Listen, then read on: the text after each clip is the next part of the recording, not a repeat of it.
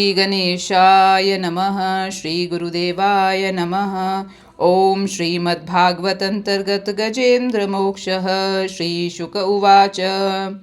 एवं व्यवसितो बुद्ध्या समाधाय मनोहृदि जजाप परमं जाप्यं प्राग्जन्मन्यनुशिक्षितं। गजेंद्र उवाच। ओम नमो भगवते तस्मै यते तच्चिदात्मकं पुरुषायादिबीजाय परेशायाभिधीमहि। यस्मिन्निदं यतश्चेदं येनेदं य इदं स्वयं योऽस्मात् परस्माच् परस्तं प्रपद्ये स्वयंभुवं। यः स्वात्मनीदं निजमाययार्पितं क्वचित् विभातं क्व च तत्तिरोहितम् अविद्दधृक्साक्ष्योभयं तदीक्षते स आत्ममूलोऽवतु मां परात्परः। कालेन पञ्चत्वमितेषु कृच्छ्रनशो लोकेषु पालेषु च सर्वहेतुषु तमस्तदासीद गहनं गभीरं यस्तस्य पारेऽभिविराजते विभुः। न यस्य देवा ऋषयः पदं विदुर्जन्तुः पुनः कुर्हति गन्तुमीरितुं यथा नटस्याकृतिभिर्विचेष्टतो दुरत्ययानुक्रमणः समावतु। दिदृक्षवो यस्या पदं सुमङ्गलं विमुक्तसङ्गा मुनयः सुसाधवः चरन्त्यलोकव्रतं व्रणं वने भूतात्मभूताः सुहृद समे गतिः।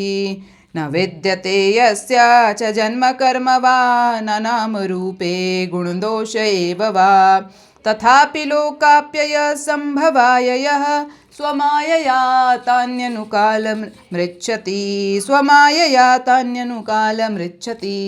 तस्मै नमः परेशाय ब्रह्मणेऽनन्तशक्तये अरूपायोरुरूपाय नमः आश्चर्यकर्मणे नमः आत्मप्रदीपाय साक्षिणे परमात्मने नमो गिरां विदुराय मनसश्चेतसामपि सत्त्वेन प्रतिलभ्याय नैष्कर्मेण विपश्चिता नमः कैवल्यनाथाय निर्वाणसुखसंविदे नमः शान्ताय घोराय मूढाय गुणधर्मिणे निर्विशेषाय साम्याय नमो ज्ञानघनाय च क्षेत्रज्ञाय नमस्तुभ्यं सर्वाध्यक्षाय साक्षिणे पुरुषायात्ममूलाय मूलप्रकृते नमः सर्वेन्द्रियगुणद्रष्टे सर्वप्रत्ययहेतवे असताच्छाय योक्ताय सदाभासाय ते नमः।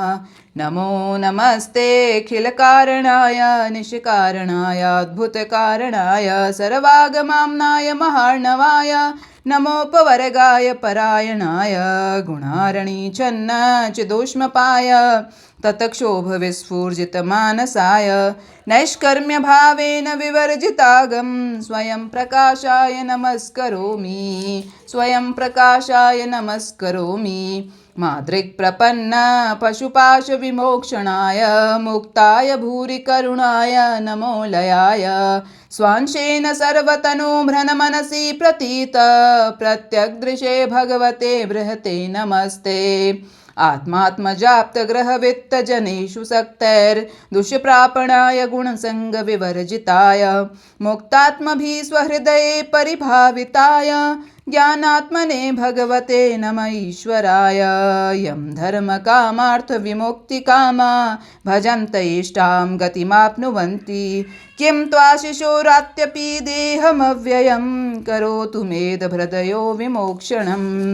एकान्तिनो यस्य न कञ्चनार्थं वाञ्छन्ति ये वै भगवत्प्रपन्नाः अत्यद्भुतं तच्चरितं सुमङ्गलं गायन्त आनन्दसमुद्रमग्नाः तमक्षरं ब्रह्म परं परेशम् अव्यक्तमाध्यात्मिकयोगगम्यम् अतीन्द्रियं सूक्ष्ममीवातिदूरम् अनन्तमाद्यं परिपूर्णमीडे यस्य ब्रह्मादयो देवा वेदालोकाश्चराचराः नामरूपविभेदेन फलगव्या च कलया कृताः यथार्चिसो अग्ने सवितुर्गभस्तयो निर्यान्ति संयान्त्य सकृतस्वरोचिसः तथा यतोऽयं गुणसम्प्रवाहो बुद्धिर्मनः खानि शरीरसर्गाः सा वै न देवासुरमर्त्यतिर्यङ् नास्त्री न षण्डो न पुमान् न जन्तुः नायं गुणः कर्म न सन्न चासन् निषेधशेषो जयतादशेषः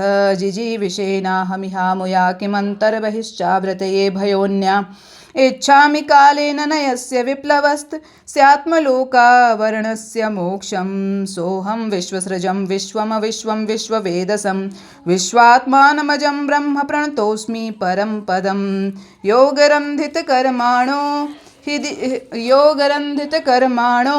हृदि योगविभाविते योगिनो यं प्रपश्यन्ति योगेशं तं नतोऽस्म्यहं नमो नमस्तुभ्यं असह्यवेग शक्तित्रयायाखिलधिगुणाय प्रपन्नपालाय दुरन्तशक्तये कदीन्द्रियाणामनवाप्य वर्तमने नायं वेदसुमात्मानं यच्छक्तया हन्दिया हतं तं दुरत्यमाहात्म्यं भगवन्तमितोऽस्म्यहं श्रीशुक उवाच एवं गजेन्द्रमुपवर्णितनिर्विशेषं ब्रह्मादयो विविधलिङ्गभिधाभिमानाः नैते यदोपससृपुर्निखिलात्मकत्वात् तत्राखिलामर्मयो हरिराविरासीत् तं तद्वदार्थमुपलभ्य जगन्निवासः स्तोत्रं निशम्य दिविजयः सह संस्तुवद्भिः छन्दोमयेन गरुडेन समुह्यमानश्चक्रायुधो भयगमदाशु यतो गजेन्द्रः सोऽन्तः सरस्युरुबलेन गृहीतार्तो